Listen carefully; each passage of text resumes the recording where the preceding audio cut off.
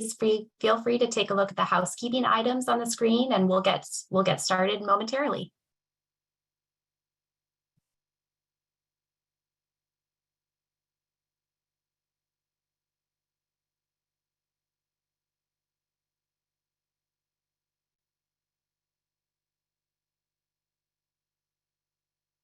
Okay, hello everyone. We're going to go ahead and get started. Welcome to ReFED's Innovation Demo Day. We are so excited to feature 4 organizations that are reducing food waste around the world. Okay. My name is Caroline. I'm on the Capital Innovation and Engagement team here at ReFED, and I'm thrilled to kick off our session today. This is our first Innovation Demo Day that features exclusively food waste reduction solutions originating from outside the United States. Food loss and waste occurs all over the world, but food systems can look very different from one country to another. Today, we get to hear about food waste reduction solutions being applied in regions across the world, and who knows, hopefully you can learn something to take back to your community wherever you are located.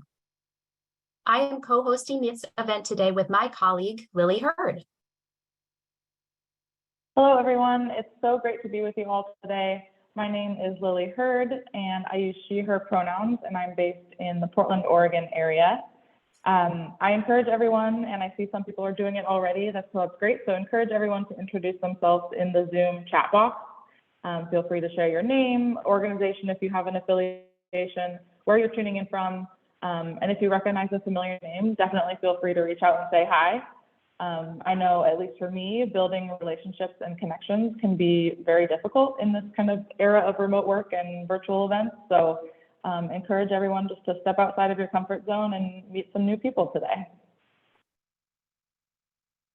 That's great. And I'll review some event logistics so we can all get as much as possible out of today. First, a reminder that we are recording this session and we will be making it publicly available. During this webinar, everyone's microphones will be muted and videos will be turned off. Throughout the webinar, we would love for you to send any questions that you have for the presenters through the chat box. We'll be monitoring the questions and we'll try to address as many of them as possible during the Q&A sessions with each presenter directly following their presentations. We've also enabled closed captioning, so please feel free to turn them on for yourself at any time. And if you experience any technical issues, please reach out to my colleague, Lisa, at lisa.accardi@refed.org. All right, fantastic. So before we jump into the demos, Carolyn and I just wanted to share about a couple of opportunities to engage with ReFED and our wonderful group of partners, many of you on the line today, just in a little bit of a deeper capacity. So I will quickly share about the Food Waste Action Network and then hand it back to Caroline to share more about the Food Waste Funder Circle. But the Food Waste Action Network is free to join and open to anyone. Members get to take part in invite-only networking events, receive discounts for in-person events like our annual Food Waste Solutions Summit, gain access to a Slack community where you can connect with members across the world. There are opportunities to be featured in member spotlights and co-author blogs, and then just in general, be a part of forums to learn from one another about any successes and challenges that folks are facing. So if you're not already a member of the Food Waste Action Network and these things sound interesting to you, please do go ahead and check out our website to find out more and sign up, and we will send that link through. Oh, looks like Lisa already did it. Perfect. Caroline, I'll turn it over to you to share about the Food Waste Funder Circle. Lily. So the Food Waste Funder Circle is a free network. It's designed for private investors and philanthropic and public funders who are interested in using their capital to solve food waste challenges. We provide education about food waste and its impacts, in addition to a space for funders to connect with peers and learn about organizations that they've funded or that they might be doing diligence on. We also provide monthly deal flow reports with the latest investment and philanthropic funding opportunities from across the food system. If you're a funder and you're interested in learning more about food waste and funding opportunities in this space, please take a look at our website and find out more. And you can always feel free to reach out to me with any questions. And if you're a solution provider and you're currently seeking funding, please fill out our funding needs survey so that your funding opportunity can be included in a future deal flow report for the Food Waste Funder Circle. And I see Lisa just put that link in the chat right there. So please feel free to check that out. Great. So we have 4 wonderful speakers joining us today to represent the organization. We'll introduce each of them and share a little bit more about their organization and what they do when they present their food waste reduction solution. And then, like I mentioned at the top, we'll have a chance to ask them questions of each of these speakers after their presentations. So feel free to send through questions through the chat, and we'll do our best to answer as many of those as possible. And finally, I just want to extend a really huge thank you to each of our speakers for being here today. As Caroline mentioned, this is the first exclusively international group. So many of them are joining from hours way outside of their regular working hours, from Nigeria, Latin America, Kenya, and the Netherlands, respectively, on the slide today. All right, I think that's it for scene setting. So let's go ahead and jump in. Awesome. First up, I'm very excited to introduce Uzochukwu Mbamalu, co-founder of Cold Box Store, and he is based in Nigeria. Cold Box Store is a cold supply chain solution designed specifically to prevent food loss. It uses off-grid solar-powered cold rooms strategically deployed at food production clusters to help enable food to move from farm to table and still maintain its high quality. Uzo is an accomplished solar PV engineer with over a decade of experience deploying solar PV systems and off-grid electrification projects in Nigeria. His extensive work in the solar industry exposed him to the critical challenge of providing reliable electricity to power cold chains for agricultural produce, especially in regions with limited infrastructure. Let's go ahead and take a look at the Cold Box Store demo video, and then we'll bring Uzo to the stage to answer a few questions.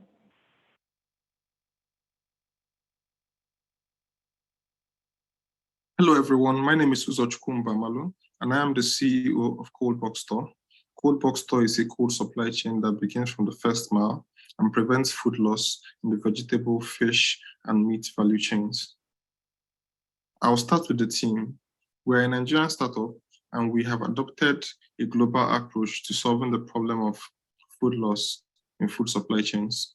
Our team comprises of professionals and experts from the off-grid renewable energy space, climate smart agriculture space, supply chain space, and information technology space. And we're all working together to solve this important problem of food loss. Here's a background to understand why food loss is a very important problem to us. Approximately 14% of the world's food is lost between harvest and the point of retail. This is valued at $400 billion. In sub-Saharan Africa, this can be as high as 50% of the total food supply due to the lack of energy access, where up to 640 million people lack access to energy, and cold chains are typically non-existent, with less than 3% of the food requiring refrigeration being actually refrigerated at the first mile. Here's our solution. It's a simple solution.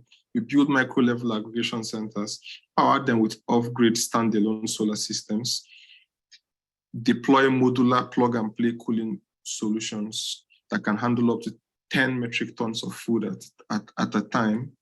These cooling solutions are fitted in with blast freezing and pre-cooling features. So we bring the farmers bring their food to the micro-level aggregation centers. They are blast frozen or pre-cooled, and the food is moved from the aggregation center to urban markets or urban distribution centers at the expected quality with zero food loss. The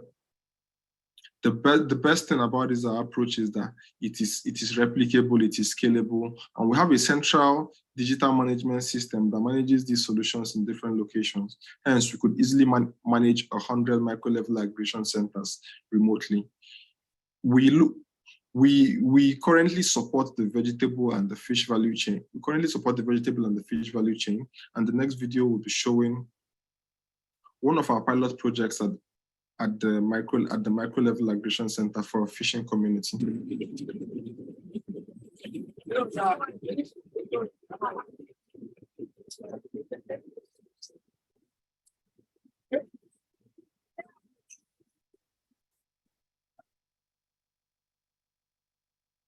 So these micro-level aggregation centers extend the shelf life of fish, meat, and vegetables. We have two of them operational that move food from the first mile to the point of retail. Each of these micro-level aggregation centers cost around $100,000 to set up and can easily pay for themselves in 18 months. We are currently working with 50 plus farmers and fishermen. We've mapped out 100 plus locations where we will build 100 micro-level aggregation centers that would serve over 10,000 plus farmers and fishermen. And we look forward to working with as many partners as possible so we can make sure that the smallholder farmers in these locations are able to move their food from production to market. Our ask is simple. We need partnerships. We need partnerships, financing partnerships to be able to deploy 100 of these micro-level aggregation centers. We will be launching a Series A in November, and we look forward to partnering with any financiers who are interested. We're also looking forward to partnering with large-scale retailers across the world to enable the integration of smallholder farmers into urban food systems. While we currently operate in Nigeria, our solutions are replicable and can work anywhere in the world. They can work in the United States, where there's lots of small-scale producers who struggle to enter the urban markets or the export markets. It can work anywhere, and it can be powered with off-grid solar. And so even regardless of how geographically isolated the location is, we can make it happen. And we look forward to working with everybody who is interested in solving this problem of food loss and also increasing the incomes of small-scale food producers who struggle to compete in global supply chains. Thank you.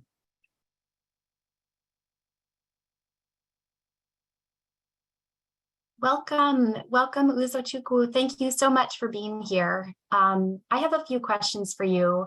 And I would also like to remind the audience members to feel free to drop their own questions into the chat as we go along. So I thought it was really interesting to see the differences and similarities in the food loss and waste along the food supply chain in Nigeria and other countries in your demo video. And you referenced that your solution can work globally. Could you tell us a little bit more about the specific characteristics that would make your solution particularly well suited for a particular geographic location? Thank you very much. Our solutions can work globally because small-scale farms exist across the globe. The only difference is how much they contribute to the food system, dependent on the location. There's over 500 million small farms across the world, from Nigeria to the United States. In a place like the United States, you find out that most of the farms are actually small farms, but most of the food is produced by the large farms. So you find scenarios where over 89% of the farms in the United States produce revenues less than $250,000 a year, and the food production they produce is actually less. But the few large farms produce most of the food. In a place like Nigeria, most of the farms are small farms that produce a lot less, and also most of the production is also done by the small farms. So the challenges small farms face are similar across the world. Many of them are in geographically isolated locations where they struggle with electricity. So off-grid solar becomes a no-brainer.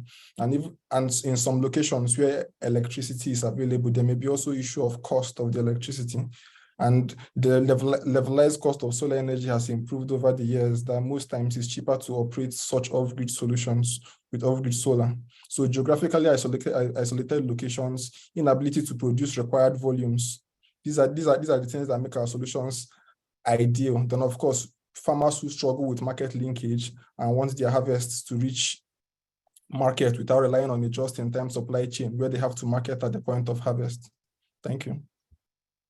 Thank you. So, and one more question about the business model. So does your company take control of the inventory that you're aggregating and then connect it directly to retailers, or do farmers sometimes use your service as kind of a freezing service on their way to market?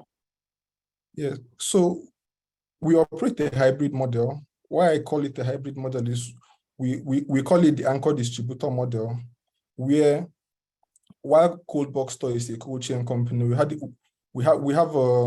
have a sister company called Manamus Foods that does distribution and plays the role of anchor distributor. So in scenarios where the anchor distributor is running the cold chain, the anchor distributor takes the inventory and distributes, and also allows farmers who already have access to markets to leverage the infrastructure. If we find a scenario where there is no need for the anchor distributor, we'll be happy to pull back and let the farmers distribute themselves. But we realize that one of the biggest problems the farmers struggle with loss in the first place is lack of access to market. So our ability to provide access to markets for them depends on us being able to store it, then help them find markets. Yeah, that makes sense. There's a question that's come in through the chat that is asking for clarification on the capacity of the boxes. So how much product could be blast frozen at a time? Yeah, so the current solutions we have, we deploy them to be modular and have a maximum limit of 10 metric tons. Of course, because our model is a micro level aggregation center, so we could deploy multiple of the boxes in one solution, but we let them operate in modules of 10 metric ton, depending on how much production happens in that particular cluster. That's great. And some of the audience members were interested in learning more about your fundraising that you're planning, the Series A. How much are you planning to raise through that Series A? And then as sort of a side question, how has the company been financed so far? Yeah, okay, so for the Series A, we are looking to scale our solutions across 100 locations. So we'll be raising around $12 million to deploy across 100 locations. Currently, a lot of our financing has come from grants, debts. We've also had some debt financing to basically prove out the model. Then, of course, because we have a background in the solar energy industry, we've also been able to invest funds from our work in the solar energy industry into Cold Box Store to help us prove out the model. That's great. And I'm seeing a couple of other questions in the chat, and one more or a few more about the business model, if you don't mind. So who owns the micro aggregation centers, and then how do they make money? And do you charge the farmers by the hour for storage, and where are the systems produced? That's a lot of questions. I hope I remember all of them. Okay, I will start with ownership. Primarily, we own them, but because of how expensive these centers are to run, we sometimes operate a hybrid ownership model where sometimes we partner with solar mini grid developers and we now become their productive use partner. So the solar mini grid developer probably provides the solar plants, and we now owns the solar plants, and we now probably sign like a power purchase agreement to the developer. That probably reduces over 50% of the capex of the solution. Then we now focus on owning the box and the micro level aggregation center. That's great. Thank you. And I guess one of the last question there was, where are the systems produced? Yeah, so currently we assemble the systems locally in Nigeria, but we source our parts and components from all over the world. Thank you. This is wonderful. It's been great having you here, and that's unfortunately all the time we have, although there are many more questions in the chat. If you have a moment to take a look at those and respond directly, really appreciate it. I'll be happy to do that. Thank you very much. Okay, so next up, I'm excited to introduce Adi Beitler, CEO and co-founder of Nilus. Nilus is a technology company that aims to lower the cost of access to basic products for people with low incomes in Latin America. The company develops technology to procure and rescue food and groceries directly from producers and distributes them to people with low incomes who live in food deserts through community group buying networks led by women who consolidate individual orders to access volume discounts. Adi is the co-founder and CEO of Nihilist. He has a law degree from Harvard Law School and over 10 years of experience at the Inter-American Development Bank, designing and leading impact-driven technology projects such as ConnectAmericas.com. Adi was awarded Social Entrepreneur of the Year in 2023 by the Schwab Foundation at the World Economic Forum. So let's play the Nihilist demo video and then bring Adi to the stage to answer a few questions.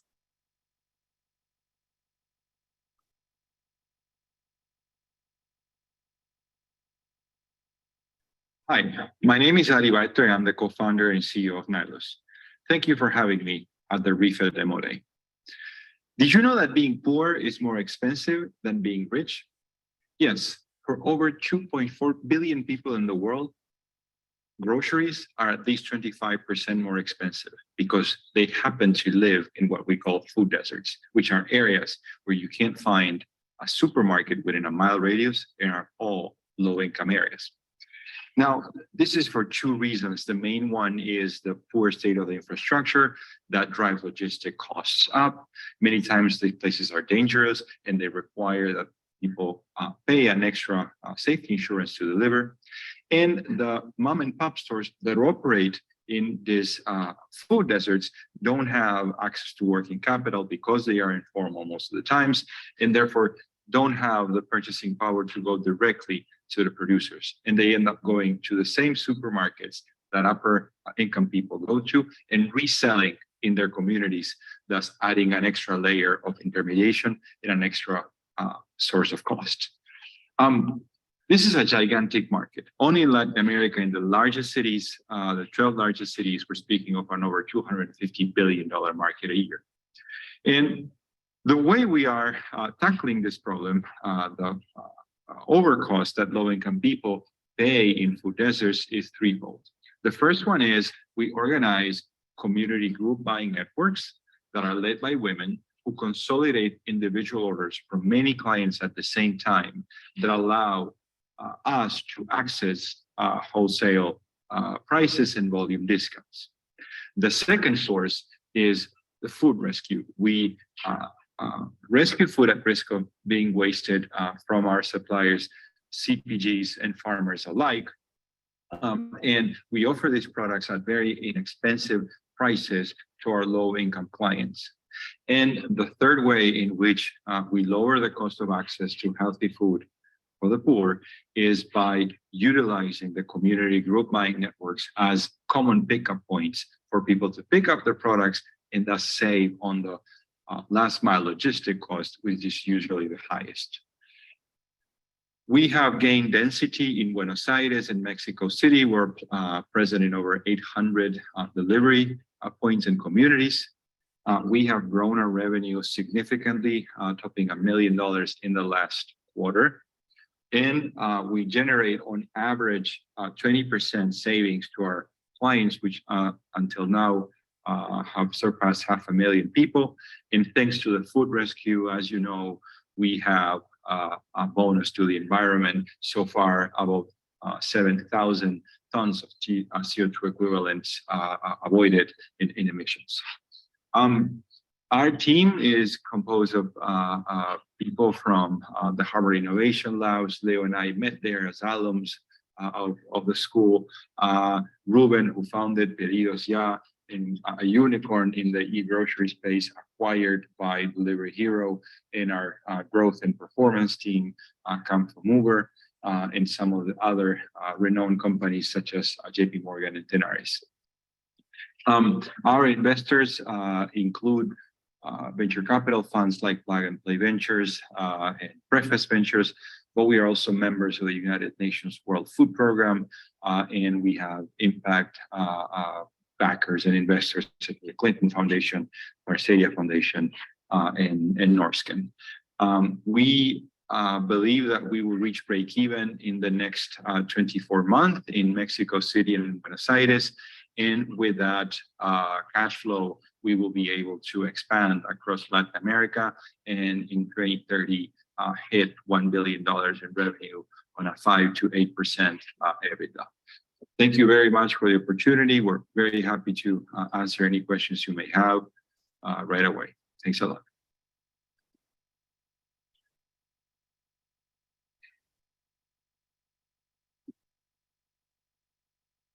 Awesome. Thank you so much.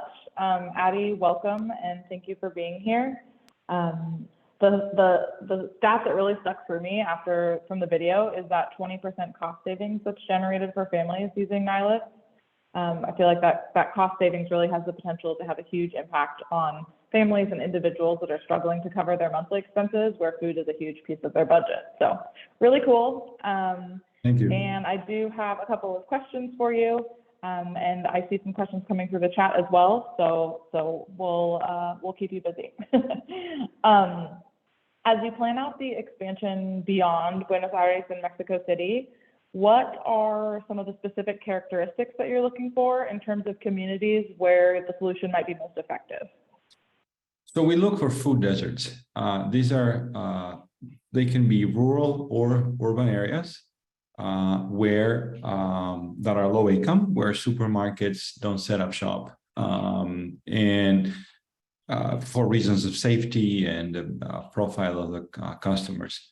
So it could work anywhere. We focus on cities because that's where the density of the population is higher. And so the unit economics work for us better. So we are focused on Latin America, but yeah, right now we are opening up a third operation in Lima in Peru, and along with the UN World Food Program, we are expanding into Colombia as well. But I went to high school in Kentucky, college in Minnesota, then law school in Massachusetts, 10 years living in DC. I see this model as very workable in many cities in the US, particularly inner cities with high rates of poverty. Awesome, thank you.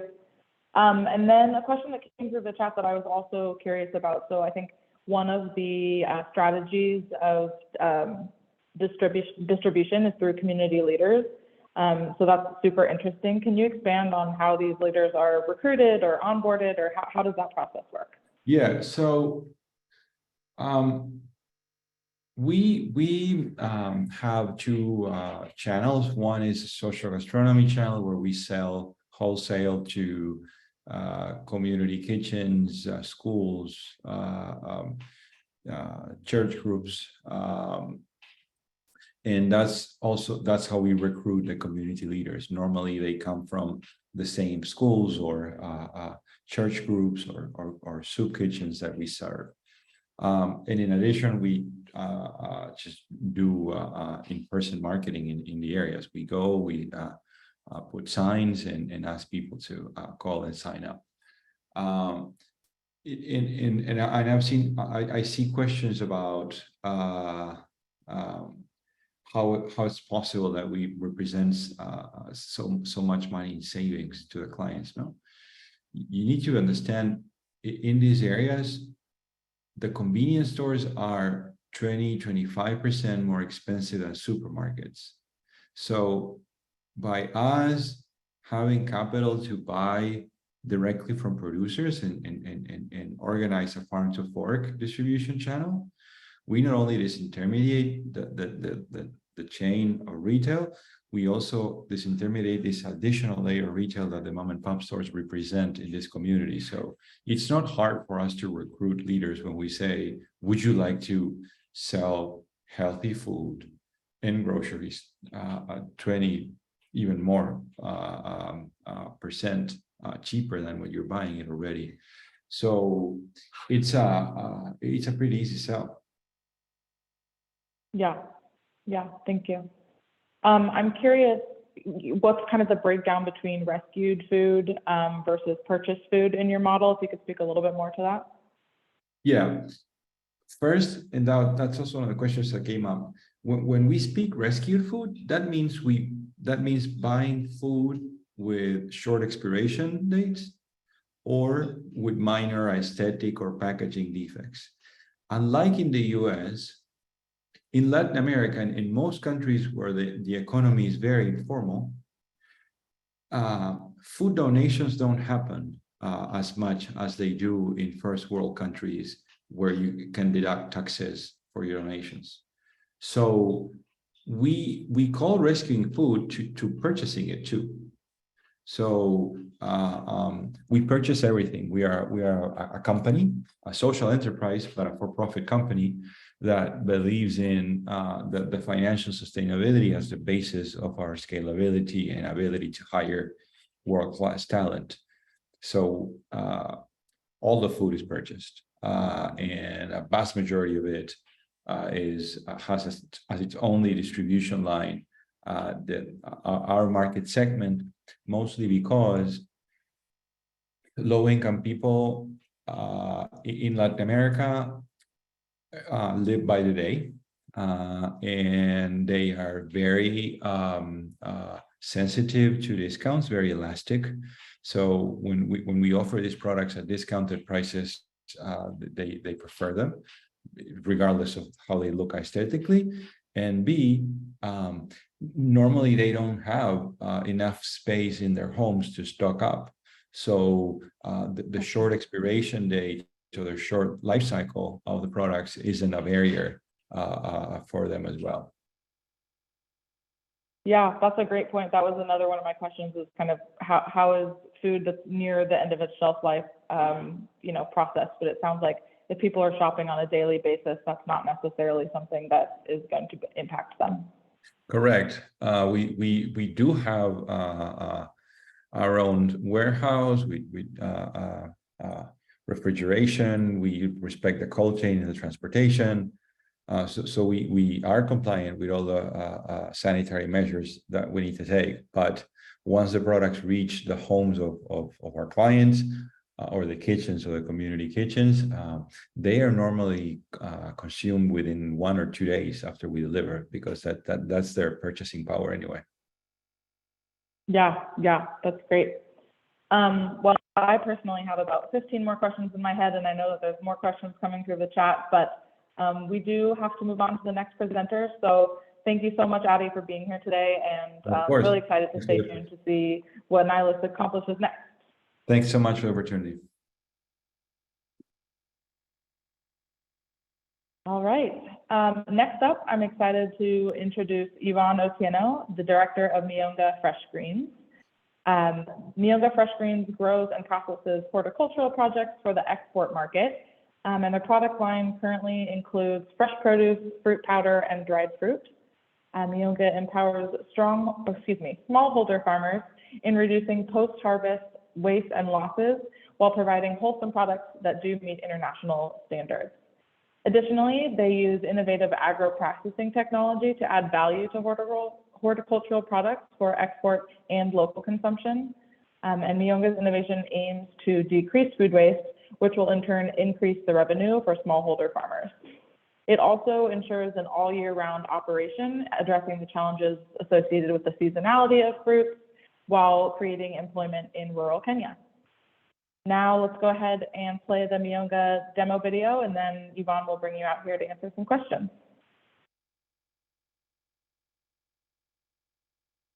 Good morning, everyone. My name is Yvonne. I am from Mionga Fresh Greens, a company based in Kenya, East Africa, where we work with farmers to help reduce farm gate losses by turning the surplus fruits that they produce into valuable food products.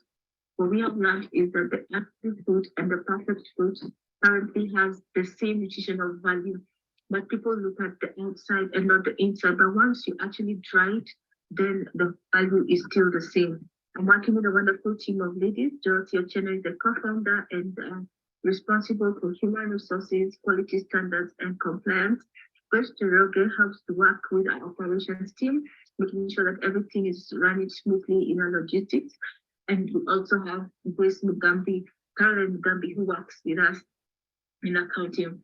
We're currently recruiting to make sure that we can meet our current growth needs. That's a Chief Financial Officer, a food technologist, and a factory manager based on our expansion plans, which we are sharing with you right now.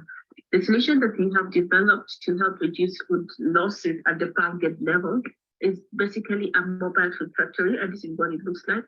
What this does is that it's supposed to, from farm gate to farm gate level, helping to dry fruits depending on when the fruits are in season. Why are we solving this challenge? One, we have fruits that are in season, and when the fruits that are in season, they are in surplus. It's more than you can actually process. Then the challenge is that these fruits are often seasonal. And then half the time, if you have a stationary factory, is that it's either too far from the source of the fruits, which means you have high logistical costs that makes your prices uncompetitive.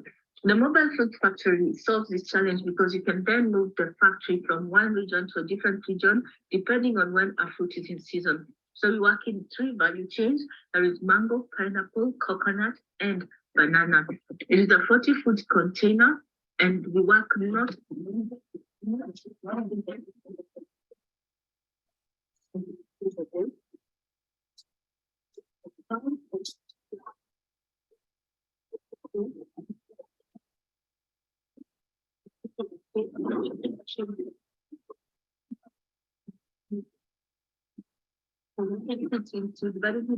The first half is the press zone and the second half is the drying zone. So what you're currently looking at is the drying zone. The most interesting thing about this solution is that not just a drying fruits, but that there's actually a current demand for dried fruits in Europe. What we've been able to achieve by drying fruits and selling them is that we've attracted a market from being just growers, a small farming community, and being just growers of export products. We have grown into a company that now does exports and has current demand with customers who want about 60 containers worth of dried fruits, while with our drying capacity, we can only dry 15. We actually have tried to subcontract other dryers, but our drying capacity combined with what we have got received from our subcontracted dryers is not enough. So our current need is to increase the number of containers that we can have for drying fruits in different regions so that we can then meet our European demand. And this market is currently also growing. It is estimated that in the next 5 years, Europe is currently our major market, that at least the growth of the market will be up to 5% to 7%, while by 2027, we're talking about a market that was about 10.3 billion globally. What do we need to be able to do this? Just to invest in one of the containers, we need an investment of about $1 million US, and 250,000 would go into certifying our farmers as organic farmers. We do foresee that because of the various regions where the fruits grow and there's more waste, we actually have more farmers that we can currently work with, that will need to have a second round of investments and have about 15 hubs, both in Kenya and West Africa, where we get supplies of the different dried fruits for us to actually meet the demand that our customers have.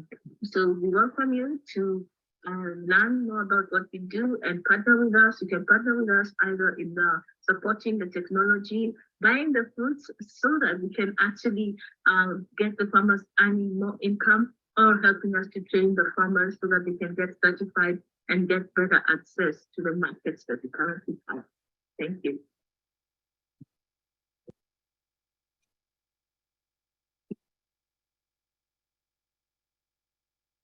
Thank you for that video. Yvonne, I want to welcome you to the stage here. Thank you so much for being here. Thank you. I'm personally fascinated by your mobile drying unit solution and how it meets farmers right at the farm gate level and makes it possible for them to make use of their surplus. Here in the US, processing capacity has become very centralized, so smaller farmers often don't have access to this kind of sales channel that you're opening up for your partner farmers. I have a few questions about Myonga that I'll share right now, but I also want to remind the audience, please feel free to drop your questions in the chat and we'll bring them in as well. So I guess to start with, some of the audio about midway through the video got cut out from a technical issue on our end, so apologies for that. But could you please fill in the gap there and tell us more about how the drying unit works? Okay, thank you very much. The drying unit is basically a 40-foot container that's divided into two. So the first half of the container is almost like a prep area where you can use for peeling, slicing, and just preparing the fruits before you put it into the drying section, which is the second half of the container. So what you saw when we opened that second half is where we actually then put in the trays that have different fruits that then will dry, and the circular fans is what we can currently use just to dry the fruit. So that's the part that got cut off, the most interesting part actually. Yes. Thank you for sharing that. And then how does the produce get out of the fields to the mobile drying unit? Are the farmers responsible for harvesting and bringing it to the unit? Yes, and there are two ways we actually collect the fruits. One, some farmers actually bring it to the factory because the factory is actually just based within the farming communities, and it's the most rural areas of Kenya where no other supplier actually wants to go there. I think you just learned it's the same thing that's happening everywhere. There's some places that are considered deserts, but again, they're the most productive areas. And then sometimes the farmers bring it, and sometimes we do go to the farms depending on how big their volume they have harvested is. And we usually have to make pre-arrangements with them so that we know when to go and collect. Yeah, that was a question that an audience member was curious about, how farmers contact the mobile unit when they need it. And is there do they need to call it far in advance of when it can arrive? Okay, because we dry in different regions and we have different foods that we're drying, how we usually work is that we have contracts with farming cooperatives. And with the farming cooperatives, as we said, in the food value chain, it's more than just collecting fruits from the farm. You have to make sure at least that the farmers at least are trained on how well to take care of the fruits before, because that's the first level of actually reducing the waste before you can collect it from them. So we have a list of farmers and we know, okay, from this section, they are actually going to be harvesting this week. Then the next section, we kind of come up with a schedule so that we know when to collect fruits from which farms. And then, because again, when you're harvesting fruits like mangoes, after you harvest in one area for 1 week, you have to wait another 2 weeks before you can harvest the other fruits that have matured. So we work with the farming cooperatives, one, to make sure we have the correct number of farmers that are trained, who are then put into a supply chain, and also to come up with a schedule. Then we also work with them to actually help to make the payments and the traceability for the farmers that we work with in our supply chain.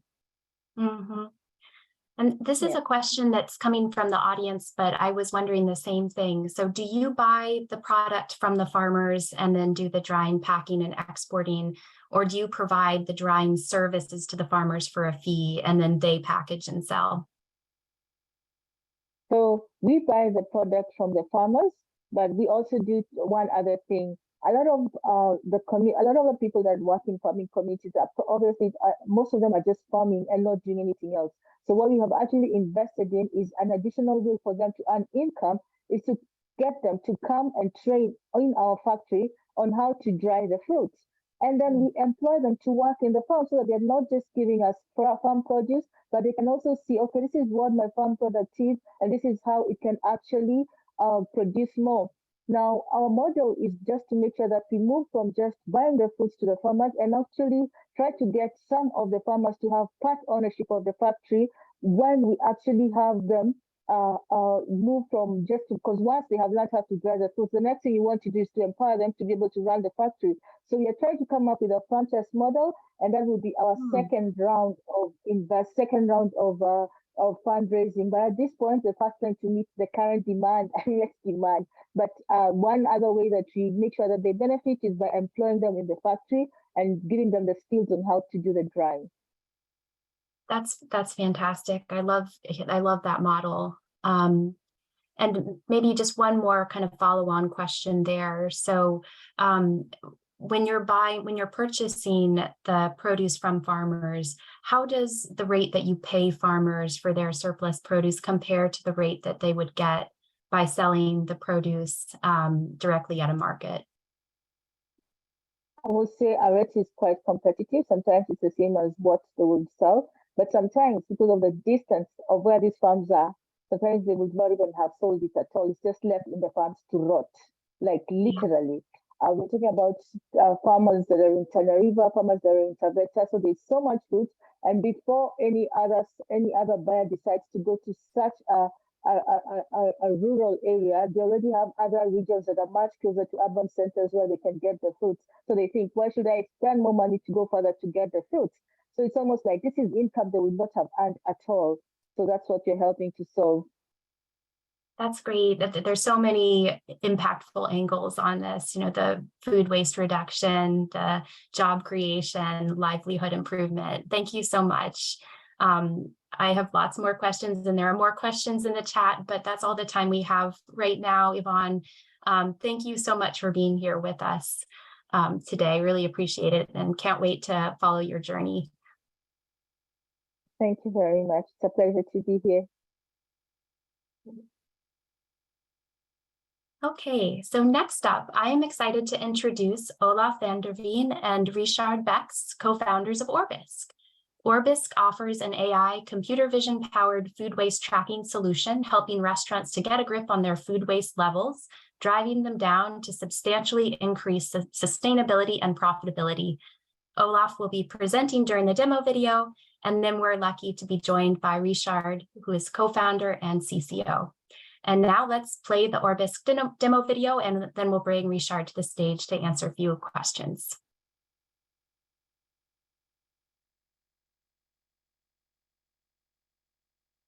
Having me at this ReFed demo day.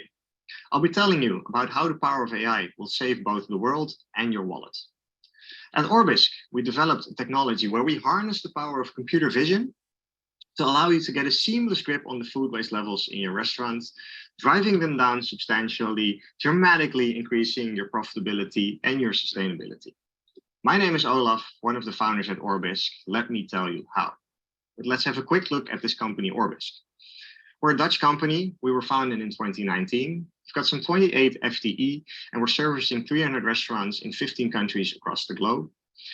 Scaling very fast, and for those R&D and scalability efforts, we've secured some $7 million in funding. I have the true pleasure to work with some of the most talented individuals in the tech and food services space, and we're being advised every day with some of the most brilliant minds in this space, allowing us to see where we can make more impact at scale. Well, what is this problem we're talking about?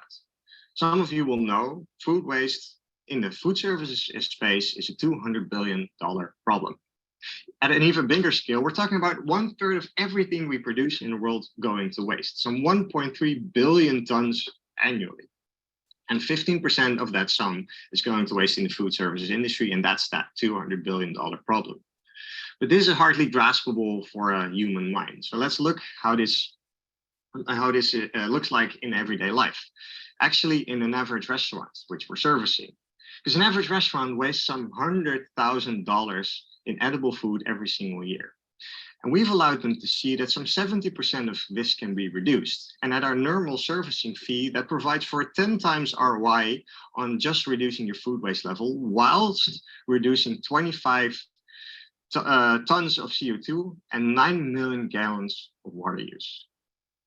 But the food service sector is not one sector. So let's look at the different parts, because we're looking at corporate dining. They know their guests very well, see similar amounts every day and know what they like to eat. Still, some 5 to 10% of everything procured is going to waste. In restaurants, running like a menu serving, there's some 15 to 25% going to waste. And in events, think about weddings, think about conferences, up to 50% of all food procured is going to waste. This needs to change. But food always goes to waste in different parts of the process. Obviously, part of your food will be peels or scraps, a necessary and inedible part of your food waste levels. But everything that's edible, unprepared, prepared, or served is just a waste to anyone. In fact, 70% of the food waste, unprepared and prepared, never even leaves your kitchen or your buffet and provided absolutely no value to your guests, whereas food becomes more expensive throughout this process. This we can tangibly work upon, and we need to leverage one person in order to do so. and that would be your chef or your executive chef. Let's call him Jeff the chef for today. Jeff starts his day buying the goods he'll be needing for his guests, have them delivered to his door, prepares them for his guests and serves them to his guests. And everything that's left over, unfortunately, needs to go to waste. And Jeff does so with a lot of passion. He became a chef for his love of food, but he does need to start his next day anew, and he hates the waste. This is where we can help him. By outlining how much is going to waste, we can close this loop and help Jeff optimize all the other steps along the way, doing better and improving both his operations and his sustainability. As aforementioned, we do so with the power of technology. Our computer vision technology allows us to automatically identify the type of ingredients going to waste. And by tangible visualization of this data, we allow you to see where your recurring waste is and how to address this. We do so in a tangible dashboarding solution, providing an overview in these waste streams that I previously mentioned on a daily, weekly, or monthly report, on a category level, on a time level, and even the impact that you're making as a restaurant, allowing you to really work on this every day. Whereas this monitor is absolutely seamless. It's a plug and play monitor. You really only need a power socket because we connect through 4G technology. And we don't need any extra space in your kitchen because we outfit your existing waste bin. When we combine this data with your procurement data, your sales data, but also circumstantial data such as weather and traffic, we can really predict the demand of your restaurant, not only yesterday, but tomorrow, allowing you to nip food waste in the bud. And we have our first pilot project running on this topic.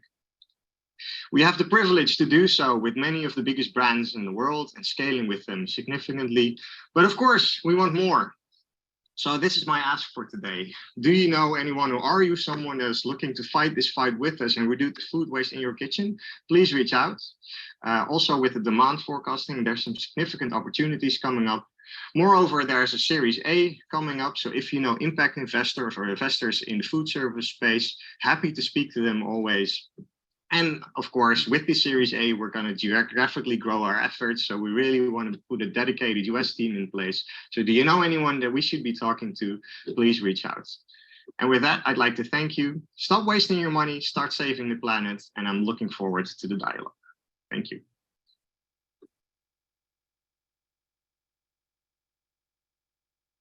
Richard, thank you so much for being here, and welcome to the stage. I think in Olaf's presentation, it was particularly striking to see the different levels of food waste between different hospitality types, like, you know, the corporate dining, restaurants, catering, and buffets. And obviously very fun to follow Jeff the chef on his sustainability journey. So yeah, I have a few questions for you, and it looks like some questions are already coming through in the chat, but I'm curious how the implementation and traction has looked across different countries. And, you know, are you finding that your solution applies or is best applied kind of differently in Europe versus the US? So, hi Lily, let me start with that. Thank you for having me and Orbisk. So the short answer is no. I mean, we offer a solution for the food service industry, meaning we mostly focus at this point to hotels and corporate dining institutions, and they are active globally. So this is not something only for the US or only for Europe. Like mentioned in the presentation, and it's already a bit outdated because we're deploying every week in new countries. We are currently active in 22 countries globally, which of course are mostly in the developed countries, because those are the countries that have big hotels, big restaurants, places where on a big scale and for a lot of people, there's a dining opportunity with buffets and with a la carte menus and options, where unfortunately food waste occurs. Yeah, that makes sense. An interesting question that came in through the chat that I hadn't really considered is around policy incentives for restaurants, if you're seeing that in different countries, and how that the food donation policies might impact the demand for your product. Yeah, I mean, I understand that question. That's of course not in Europe. That's not a thing, because here in the Netherlands, for example, every food that is made in the kitchen, the restaurants cannot give away to other entity, so that all that food needs to go to waste. And I know that in the US, indeed, that's a little bit different than here. But of course, still for that independent restaurant, it's better to not have bought that food and not have that food produced or placed on the buffet or on the plate of the guest, because it's better not to have that food waste happening at all, right?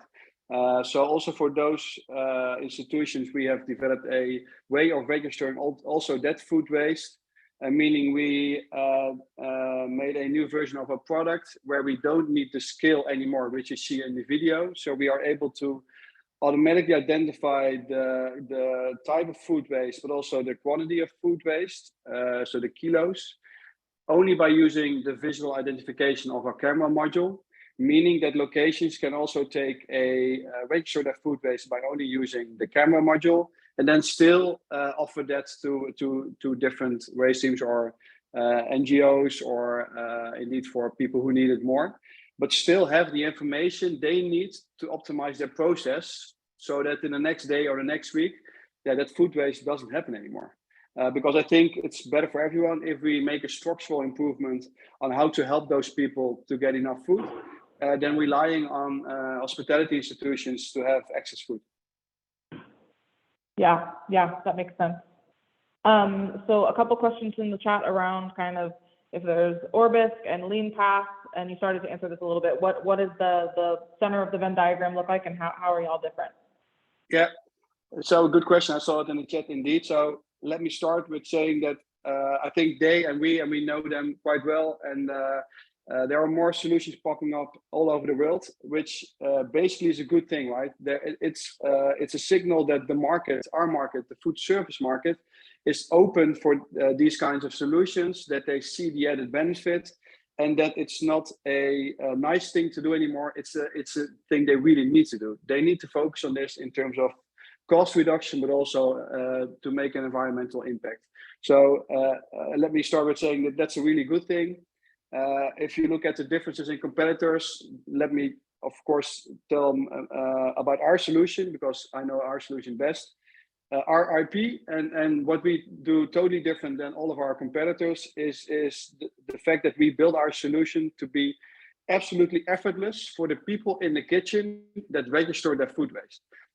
So all of our competitors, they at some point need a manual step in, for example, saying, hey, this was plate waste or kitchen waste, or this was from your lunch buffet.